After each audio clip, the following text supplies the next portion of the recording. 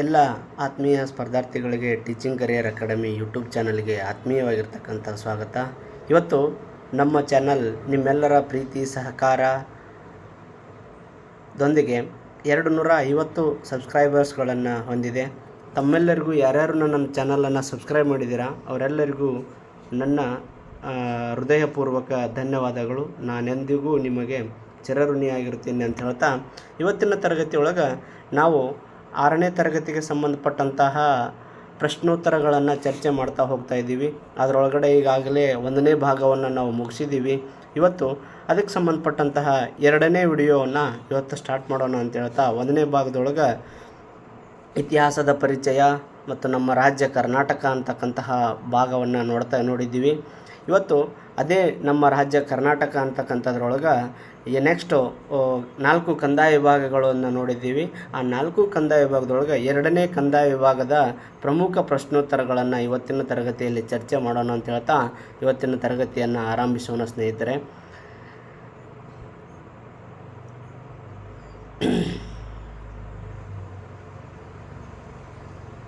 ಬೆಂಗಳೂರು ವಿಭಾಗ ಮೊನ್ನೆ ತರಗತಿಯಲ್ಲಿ 1ನೇ ತರಗತಿಯಲ್ಲಿ ಮುಗಿದಿತ್ತು.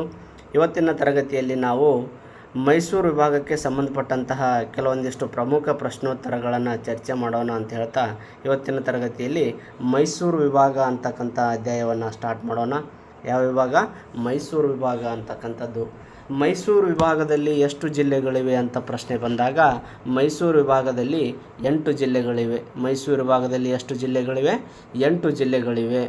ಇನ್ನು ಅದೇ ರೀತಿಯಾಗಿ ಬೆಂಗಳೂರು ವಿಭಾಗದಲ್ಲಿ ಕೂಡ ಎಷ್ಟು ಜಿಲ್ಲೆಗಳಿದ್ದಾವೆ ಅಂತಕ್ಕಂಥದ್ದನ್ನು ನಾವು ಕಳೆದ ತರಗತಿಯಲ್ಲಿ ನೋಡಿದ್ವಿ.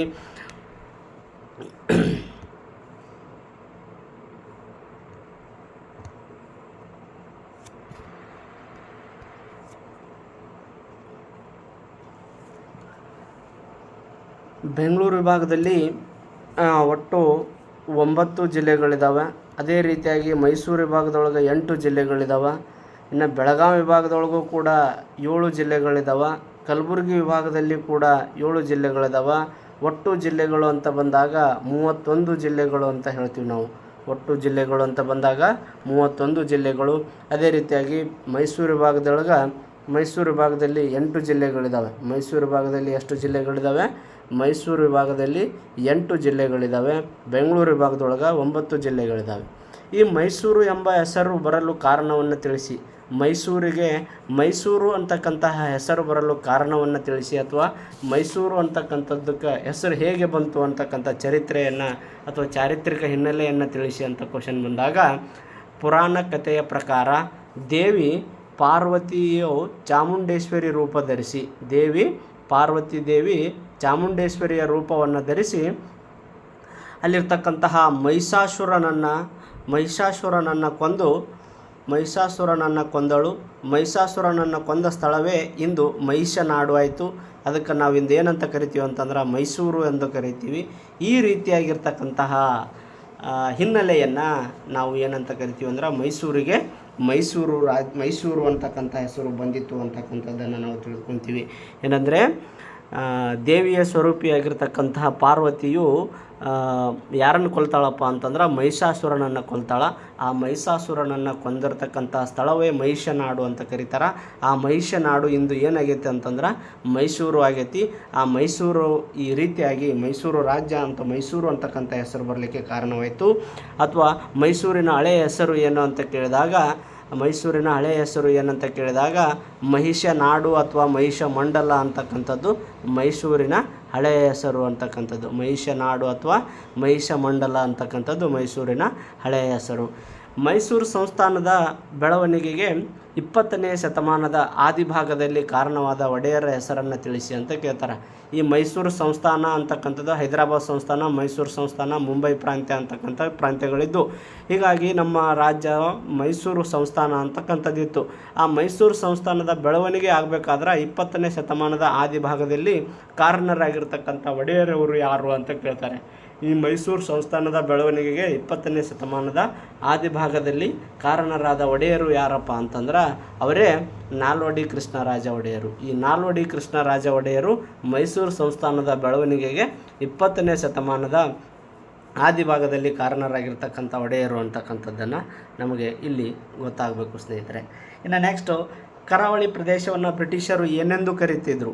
ಮೊದಲು ಈ ಕರಾವಳಿ ಪ್ರದೇಶವನ್ನು ಬ್ರಿಟಿಷರು ಏನಂತ ಕರಿತಾ ಇದ್ರಪ್ಪ ಅಂತಂದ್ರೆ, ಈ ಕರಾವಳಿ ಪ್ರದೇಶವನ್ನು ಬ್ರಿಟಿಷರು ಕೆನರಾ ತೀರ ಅಂತ ಕರಿತಾಯಿದ್ರು. ಏನಂತ ಕರಿತಾಯಿದ್ರು? ಕೆನರಾ ತೀರ ಅಂತ ಕರಿತಾಯಿದ್ರು. ಅಂದರೆ ಕರ್ನಾಟಕದ ಕರಾವಳಿ ಪ್ರದೇಶದ ಹೆಸರು ಏನಪ್ಪ ಅಂತ ಬಂದಾಗ ಕೆನರಾ ತೀರ ಅಥವಾ ಕರಾವಳಿ ತೀರ ಅಂತಕ್ಕಂಥದ್ದು. ಅದನ್ನು ಯಾರು ಕರೆದಾರಪ್ಪ ಅಂತಂದ್ರೆ ಬ್ರಿಟಿಷರು ಕರಾವಳಿ ತೀರವನ್ನು ಅಥವಾ ಕರಾವಳಿ ಪ್ರದೇಶವನ್ನು ಏನಂತ ಕರೆದಾರಪ್ಪ ಅಂತಂದ್ರೆ ಕೆನರಾ ತೀರ ಎಂದು ಕರೆದಿದ್ದಾರೆ. ಇನ್ನು ನೆಕ್ಸ್ಟು ದಕ್ಷಿಣ ಕನ್ನಡ ಜಿಲ್ಲೆಯನ್ನು ಡ್ಯಾಶ್ ವರ್ಷದಲ್ಲಿ ವಿಭಜಿಸಿ ಉಡುಪಿ ಜಿಲ್ಲೆಯನ್ನು ರಚಿಸಲಾಯಿತು. ಇಲ್ಲಿ ಕ್ವಶನನ್ನು ಹೆಂಗೆ ಕೇಳ್ತಾರಪ್ಪ ಅಂತಂದ್ರೆ ಉಡುಪಿ ಜಿಲ್ಲೆ ರಚನೆಯಾದ ವರ್ಷ ಯಾವಾಗ ಅಂತ ಕೇಳ್ಬೋದು. ಉಡುಪಿ ಜಿಲ್ಲೆ ರಚನೆಯಾದ ವರ್ಷ 1997 ಎಷ್ಟರಲ್ಲಿ? 1997.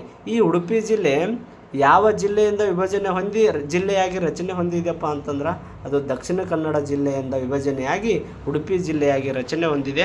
ಎಷ್ಟರೊಳಗಪ್ಪ ಅಂತಂದ್ರೆ 1997 ಉಡುಪಿ ಜಿಲ್ಲೆ ಏನಾಗೈತೆ ಅಂತಂದ್ರೆ ರಚನೆ ಆಗೈತಿ. ಯಾವ ಜಿಲ್ಲೆಯಿಂದ ವಿಭಜನೆ ಹೊಂದೈತಿ ಅಂದ್ರೆ ದಕ್ಷಿಣ ಕನ್ನಡ ಜಿಲ್ಲೆಯಿಂದ. ಮೈಸೂರು ವಿಭಾಗದ ಡ್ಯಾಶ್ ಮತ್ತು ಡ್ಯಾಶ್ ಕರಾವಳಿ ಜಿಲ್ಲೆಗಳು. ಈ ಮೈಸೂರು ವಿಭಾಗದೊಳಗಡೆ ಬರ್ತಕ್ಕಂತಹ ಕರಾವಳಿ ಜಿಲ್ಲೆಗಳು ಯಾವುವು ಅಂತ ಕೇಳಿದಾಗ ಉಡುಪಿ ಮತ್ತು ದಕ್ಷಿಣ ಕನ್ನಡ ಅಂತಕ್ಕಂಥವು ಎರಡೂ ಎಲ್ಲಿ ಬರ್ತಾವಪ್ಪ ಅಂತಂದ್ರೆ ಕರಾವಳಿ ಜಿಲ್ಲೆಗಳು ಯಾವ್ಯಾವು? ಉಡುಪಿ ಮತ್ತು ದ ಕನ್ನಡ, ಉ ಕನ್ನಡ ಮತ್ತು ಉಡುಪಿ ಅಂತಕ್ಕಂಥವು ಇವು ಮೂರು ಕರಾವಳಿ ಜಿಲ್ಲೆಗಳು. ಹಾಗಾದರೆ ಇಲ್ಲಿ ಉತ್ತರ ಕನ್ನಡ ಅಂತಕ್ಕಂಥದ್ದು ಬೇರೆ ವಿಭಾಗದೊಳಗೆ ಬಂದ್ರೆ, ಇನ್ನು ಉಡುಪಿ ಮತ್ತು ದಕ್ಷಿಣ ಕನ್ನಡ ಅಂತಕ್ಕಂಥದ್ದು ಯಾವ ವಿಭಾಗದೊಳಗೆ ಬರುತ್ತೆ ಅಂತಂದ್ರೆ ಅವು ಮೈಸೂರು ವಿಭಾಗದೊಳಗೆ ಬರ್ತಾವೆ. ಅವು ಎರಡೂ ಕೂಡ ಮೈಸೂರು ವಿಭಾಗದೊಳಗಡೆ ಕಂಡು ಬರ್ತಕ್ಕಂಥ ಎರಡು ಕರಾವಳಿ ಜಿಲ್ಲೆಗಳು ಅಂತಕ್ಕಂಥದ್ದು ಯಾವ್ಯಾವು ಅಂತಕ್ಕಂಥದ್ದು, ಒಂದು ಉಡುಪಿ, ಇನ್ನೊಂದು ದಕ್ಷಿಣ ಕನ್ನಡ. ಇನ್ನು ನೆಕ್ಸ್ಟು ಮೈಸೂರು ಭಾಗದ ಎರಡು ಪ್ರಸಿದ್ಧ ನದಿಗಳ ಹೆಸರನ್ನು ಬರೆಯಿರಿ ಅಂತ ಪ್ರಶ್ನೆ ಇದೆ. ಈ ಮೈಸೂರು ಭಾಗದೊಳಗಡೆ ಕಂಡು ಬರ್ತಕ್ಕಂಥ ಎರಡು ಪ್ರಸಿದ್ಧ ನದಿಗಳು ಯಾವ್ಯಾವಪ್ಪ ಅಂತಂದ್ರೆ ಮೈಸೂರು ಭಾಗದ ಎರಡು ಪ್ರಸಿದ್ಧ ನದಿಗಳ ಹೆಸರು ಯಾವ್ಯಾವ ಅಂದ್ರೆ ಒಂದು ಕಾವೇರಿ ನದಿ, ಆಮೇಲೆ ಹೇಮಾವತಿ ನದಿ, ಆಮೇಲೆ ಹಾರಂಗಿ ನದಿ ಅಂತಕ್ಕಂಥದ್ದು. ಕಾವೇರಿ, ಹೇಮಾವತಿ ಮತ್ತು ಹಾರಂಗಿ ಈ ನದಿಗಳು ಎಲ್ಲಿ ಕಂಡು ಬರ್ತಾವಪ್ಪ ಅಂತಂದ್ರೆ ಮೈಸೂರು ಭಾಗದೊಳಗಡೆ ಕಂಡು ಬರ್ತಕ್ಕಂತಹ ಪ್ರಮುಖ ನದಿಗಳು ಅಂತಕ್ಕಂಥದ್ದು ಸ್ನೇಹಿತರೆ.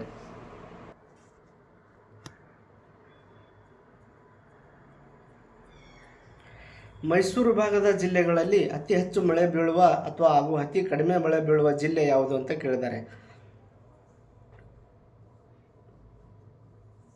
ಮೈಸೂರು ಭಾಗದೊಳಗೆ ಅತಿ ಹೆಚ್ಚು ಮಳೆ ಬೀಳುವ ಜಿಲ್ಲೆ ಹಾಗೂ ಅತಿ ಕಡಿಮೆ ಮಳೆ ಬೀಳುವ ಜಿಲ್ಲೆ ಯಾವುದಂತ ಬಂದಾಗ ಅದು ಮಂಡ್ಯ ಜಿಲ್ಲೆ ಅಂತಕ್ಕಂಥದ್ದು. ಮೈಸೂರು ಭಾಗದೊಳಗಡೆ ಅತಿ ಹೆಚ್ಚು ಮಳೆ ಬೀಳುವ ಹಾಗೂ ಅತಿ ಕಡಿಮೆ ಮಳೆ ಬೀಳುವ ಜಿಲ್ಲೆ ಮಂಡ್ಯ ಜಿಲ್ಲೆ ಅಂತಕ್ಕಂಥದ್ದು. ಇನ್ನು ನೆಕ್ಸ್ಟು ಮೈಸೂರು ವಿಭಾಗದ ಜಿಲ್ಲೆಗಳಲ್ಲಿ ದೊರೆಯುವ ಎರಡು ಖನಿಜ ಹೆಸರನ್ನು ಬರೆಯಿರಿ ಅಂತ, ಎರಡು ಖನಿಜ ಸಂಪನ್ಮೂಲಗಳನ್ನು ಬರೆಯಿರಿ ಅಂತಕ್ಕಂಥದ್ದಿದೆ. ಇಲ್ಲಿ ಮೈಸೂರು ಭಾಗದೊಳಗಡೆ ಇರ್ತಕ್ಕಂಥ ಎರಡು ಖನಿಜ ಸಂಪನ್ಮೂಲಗಳು ಯಾವಂದ್ರೆ ಒಂದು ಬಾಕ್ಸೈಟ್, ಪೆಲಸೈಟ್, ಕ್ರೋಮೈಟ್ ಮತ್ತು ಸುಣ್ಣದ ಕಲ್ಲು ಅಂತಕ್ಕಂಥದ್ದು. ಈ ಮೈಸೂರು ಭಾಗದೊಳಗೆ ಬಾಕ್ಸೈಟ್ ಅಂತಕ್ಕಂಥದ್ದು ಖನಿಜ ಸಂಪನ್ಮೂಲ ಸಿಗುತ್ತಾ, ಪೆಲಸೈಟ್ ಅಂತಕ್ಕಂಥ ಖನಿಜ ಸಂಪನ್ಮೂಲ ಸಿಗುತ್ತಾ, ಕ್ರೋಮೈಟ್ ಅಂತಕ್ಕಂಥ ಖನಿಜ ಸಂಪನ್ಮೂಲ ಸಿಗ್ತೈತಿ, ಅಥವಾ ಸುಣ್ಣದ ಕಲ್ಲು ಅಂತಕ್ಕಂಥ ಖನಿಜ ಸಂಪನ್ಮೂಲ ಏನಾಗುತ್ತೆ ಅಂದ್ರೆ ಈ ಮೈಸೂರು ಭಾಗದೊಳಗಡೆ ಸಿಗುತ್ತೆ ಅಂತಕ್ಕಂಥದ್ದು ಸ್ನೇಹಿತರೆ. ಇನ್ನು ನೆಕ್ಸ್ಟು ಮೈಸೂರು ಭಾಗದ ಕರಾವಳಿ ಜಿಲ್ಲೆಗಳಲ್ಲಿ ಜನರ ಮುಖ್ಯ ಉದ್ಯೋಗ ಏನಾಗಿತ್ತು? ಕರಾವಳಿ ಜಿಲ್ಲೆಯ ಜನರ ಮುಖ್ಯ ಉದ್ದೇಶ ಏನಾಗಿತ್ತು ಅಥವಾ ಉದ್ಯೋಗ ಏನಾಗಿತ್ತು? ಕರಾವಳಿ ಜಿಲ್ಲೆಗಳು ಯಾವ ಅಂತಕ್ಕಂಥದ್ದು ನೆನ್ಪಿಟ್ಟು ಹೋಗ್ಬೇಕು. ಇಲ್ಲಿ ನಾವು ಮೈಸೂರು ಭಾಗದೊಳಗೆ ಒಂದು ದಕ್ಷಿಣ ಕನ್ನಡ ಮತ್ತು ಉಡುಪಿ ಅಂತಕ್ಕಂಥದ್ದು ಮೈಸೂರು ಭಾಗದೊಳಗಡೆ ದಕ್ಷಿಣ ಕನ್ನಡ ಮತ್ತು ಉಡುಪಿ ಅಂತಕ್ಕಂಥದ್ದು ಮೈಸೂರು ಭಾಗದ ಕರಾವಳಿ ಜಿಲ್ಲೆಗಳು. ಆ ಕರಾವಳಿ ಜಿಲ್ಲೆಯ ಜನರ ಉದ್ಯೋಗ ಏನಾಗಿತ್ತಪ್ಪ ಅಂತಂದ್ರೆ ಈ ಮೀನುಗಾರಿಕೆ ಅಂತಕ್ಕಂಥದ್ದು ಅವರ ಪ್ರಮುಖ ಉದ್ಯೋಗವಾಗಿತ್ತು. ಇನ್ನು ನೆಕ್ಸ್ಟು ಮೈಸೂರು ಭಾಗದಲ್ಲಿರುವ ಎರಡು ಪ್ರಸಿದ್ಧ ಅರಣ್ಯ ಪ್ರದೇಶಗಳು ಯಾವ್ಯಾವು ಅಂತ ಕೇಳ್ತಾರೆ.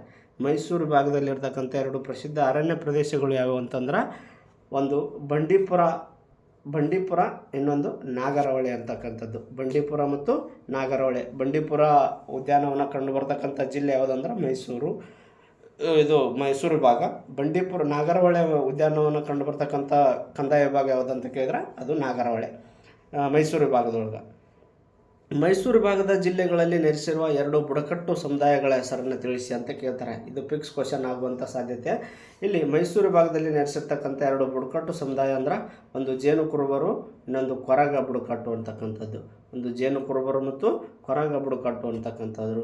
ಇನ್ನು 2 ಪಕ್ಷಿಧಾಮ ಮತ್ತು 2 ವನ್ಯಧಾಮಗಳ ಹೆಸರನ್ನು ಬರೆಯಿರಿ ಅಂತಂದಾಗ ಮೈಸೂರು ವಿಭಾಗದೊಳಗಡೆ ಇರ್ತಕ್ಕಂಥ ಒಂದು ರಂಗನತಿಟ್ಟು ಪಕ್ಷಿಧಾಮ, ಗುಡವಿ ಪಕ್ಷಿಧಾಮ, ಕೊಕ್ಕರೆಬೆಳ್ಳೂರು ಪಕ್ಷಿಧಾಮ ಇವು ಪಕ್ಷಿಧಾಮಗಳಾದ್ರೆ, ಇನ್ನು ಮೇಲುಕೋಟೆ ವನ್ಯಮೃಗಧಾಮ, ಕಾವೇರಿ ವನ್ಯಮೃಗಧಾಮ, ಮಲೆ ಮಹದೇಶ್ವರ ವನ್ಯಮೃಗಧಾಮ ಇವು ಏನಪ್ಪ ಅಂತಂದ್ರೆ ವನ್ಯಮೃಗಧಾಮಗಳು.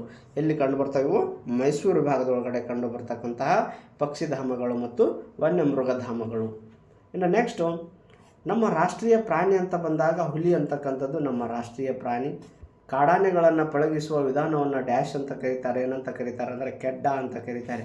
ಈ ಕಾಡಾನೆಗಳಿಗೆ ತರಬೇತಿಯನ್ನು ನೀಡಿ ಅವುಗಳನ್ನು ಪಳಗಿಸುವಂತಹ ವಿಧಾನಕ್ಕೆ ಏನಂತ ಕರೀತಾರಪ್ಪ ಅಂತಂದ್ರೆ ಕೆಡ್ಡ ಅಂತಕ್ಕಂತಹ ತರಬೇತಿಯನ್ನು ಪಟ್ಟು ಅದನ್ನು ಆನೆಗಳನ್ನು ಪಳಗಿಸುವಂತಹ ವಿಧಾನಕ್ಕೆ ಕೆಡ್ಡ ಅಂತ ಕರೀತಾರೆ.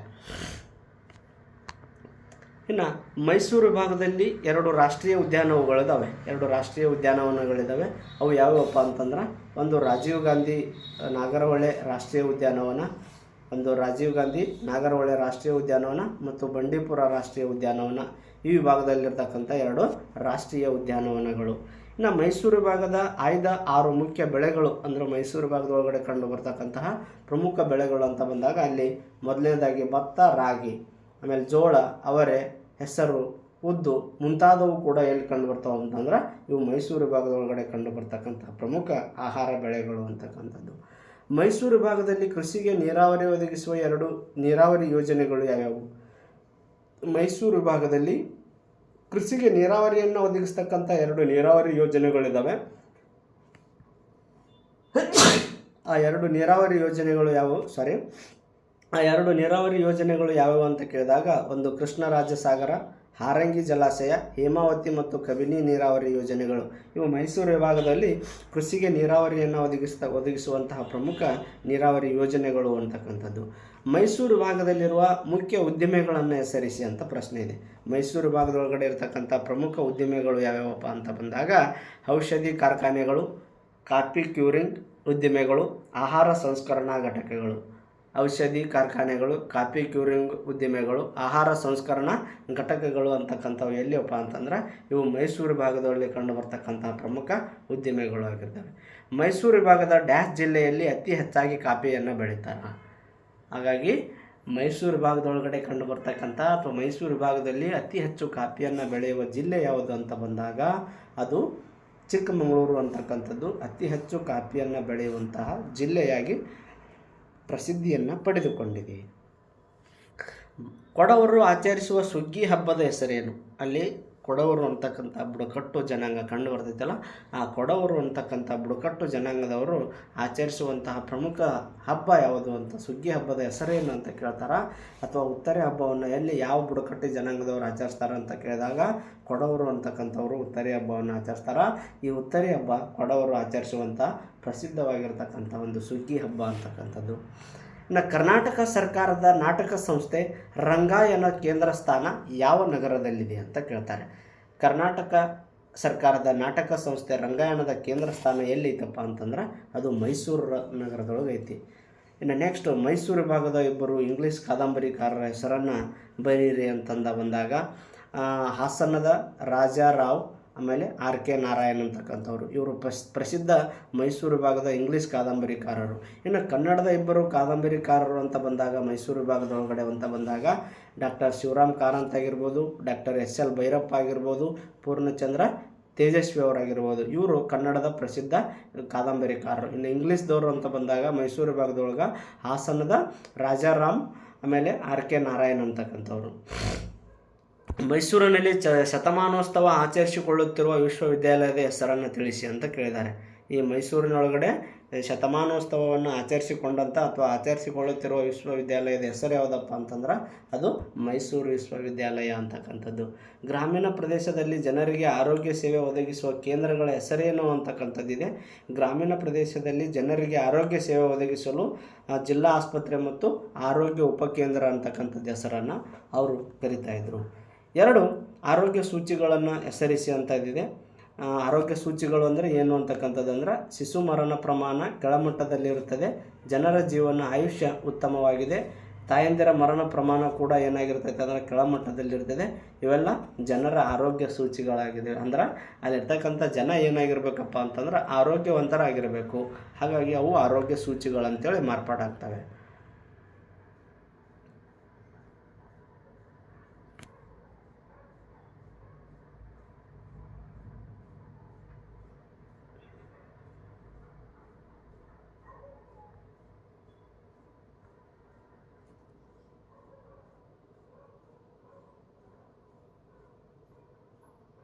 ಮೈಸೂರು ವಿಭಾಗಕ್ಕೆ ಸೇರಿದ ಇಬ್ಬರು ಪ್ರಸಿದ್ಧ ಇಂಗ್ಲೀಷ್ ಕಾದಂಬರಿಕಾರರಾಯಿತು. ಆಮೇಲೆ ಅದೇ ರಾಜಾರಾಮ್ ಮತ್ತು ಆರ್ ಕೆ ನಾರಾಯಣ್ ಅಂತಕ್ಕಂಥವ್ರು. ಕನ್ನಡದವರು ಅಂತ ಬಂದರೆ ಎಸ್ ಎಲ್ ಭೈರಪ್ಪ, ಶಿವರಾಮ್ ಕಾರಂತ, ಪೂರ್ಣಚಂದ್ರ ತೇಜಸ್ವಿ ಅಂತಕ್ಕಂಥವ್ರು. ಇನ್ನು ಸ್ವಾತಂತ್ರ್ಯ ಹೋರಾಟದ ಜೊತೆಯಲ್ಲಿ ಅಸ್ಪೃಶ್ಯತಾ ನಿವಾರಣೆ ಚಳುವಳಿಯಲ್ಲಿ ತೊಡಗಿದ್ದ ಇಬ್ಬರು ಸಮಾಜ ಸುಧಾರಕರ ಹೆಸರನ್ನು ಬರೆಯಿರಿ ಅಂತಕ್ಕಂಥದ್ದಿದೆ.